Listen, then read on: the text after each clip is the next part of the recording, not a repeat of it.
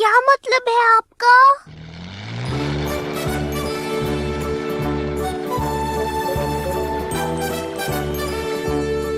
ये तो नाइंसाफी है। 6 लोग मुझ पर बैठे हैं, मैं थक रहा हूँ।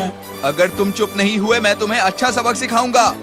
तुम जो चाहो कर लो, पर याद रखना उसके बाद तुम्हें पैदल भी जाना पड़ेगा। प्लीज मिस्टर बग्गी, इस वक्त हमारी धरती खतरे में है। उसे बचाने के लिए आपको जल्दी करनी होगी। बस आप ही हमारी मदद कर सकते हैं मिस्टर बग्गी। हमें वहाँ पहुँचाकर जल्दी कीजिए ना।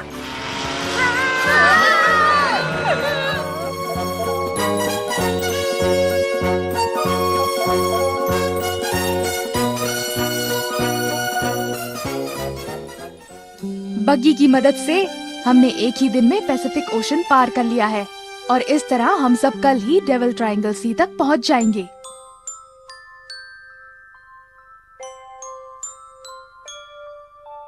माफ कीजिएगा, हम आपसे बहुत कुछ कहते रहते हैं, लेकिन हम बुरे नहीं। मैं जानता हूँ, लेकिन मुझे आप लोगों के साथ रहना अच्छा लगता है।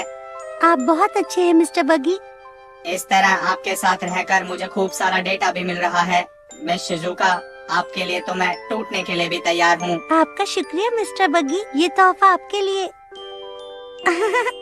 ये आप पर बहुत अच्छा लग रहा है। मुझे पता नहीं क्यों बगी को कुछ अरे अजीब सा आप लग तो रहा रोने है। लगे। नहीं, ऑयल लीक हो रहा है। शिजुका, खाना तैयार है। आई। अच्छा, मैं चलती हूँ, कल मिलेंगे।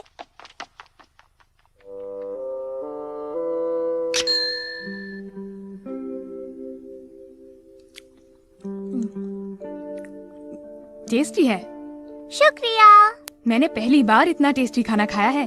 क्या जमीन पर आप हमेशा इसी तरह का खाना खाते हैं? डोरेमोन का खाना खास होता है। उसका खाना मम्मा से ज्यादा टेस्टी है। पता नहीं कल भी हम ऐसे सही सलामत खा पाएंगे या नहीं। मुझे बुरा लग रहा है कि मैंने आप सबको इतने खतरनाक काम में शामिल कर लिया। मेरा मतलब वो नहीं, अगर धरती खत्म हो गई तो हम भी खत्म हो जाएंगे ना। क्या नोबिता, तुम भी पहले हमें पूरी कहानी सुनने दो। ओह हाँ, दरअसल ये कहानी आज से हजारों साल पहले की है, जब धरती पर इंसान आदिवासी ही था और जंगलों में फल तोड़ता और शिकार करता था। जानते हो, तब हमने यहाँ पर एक बहुत ही आधुनिक सभ्यता का निर्माण भी कर लिया था। समंदर के नीचे कई सारे देश हुआ करते थे, जो कि एक साथ मिलकर 2 बड़े फेडरल्स के हिस्से में आते थे। मू पैसिफिक ओशन में और अटलांटिस था अटलांटिक ओशन में। वही ना जो समंदर में डूबकर तबाह हो गया था। सुनियो, ये सब बस एक कहानी है। असलियत में तो अटलांटिस हमेशा से ही समुद्र के नीचे था। तो वो आपकी तरह ही थे क्या? तो वो तबाह क्यों हो गए?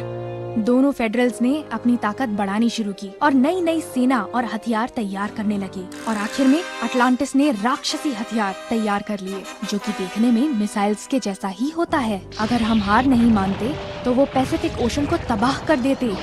और ये कोई धमकी नहीं थी, हजारों हथियार ऐसे लगाए गए थे कि पूरी की पूरी दुनिया तबाह हो जाती।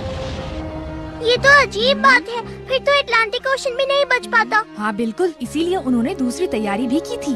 अटलांटिस को घेरते हुए एक ऐसा कवच बनाया गया था जो ना कि कोई देख सकता था और ना छू सकता था, पर वो था धरती से लेकर आसमान तक, और रेडियो एक्टिविटी भी इस कवच को पार नहीं कर सकती थी। और दुख की बात तो ये है कि वही कवच भी अटलांटिस का काल बन बैठा। हाँ? पर क्यों? एक न्यूक्लियर टेस्ट फेल हो गया और पूरे देश में उसका प्रभाव पड़ा। उस कवच की वजह से बाहर की दुनिया उससे बच गई। हाँ, ये तो बढ़िया है। पर कहानी अभी खत्म नहीं हुई। देश तबाह हो गया, पर राक्षस के हथियार और पोसाइडन बाकी है। क्या कहा? अगर कभी भी हमला होता है तो बदला लेना जरूरी है। ऑटो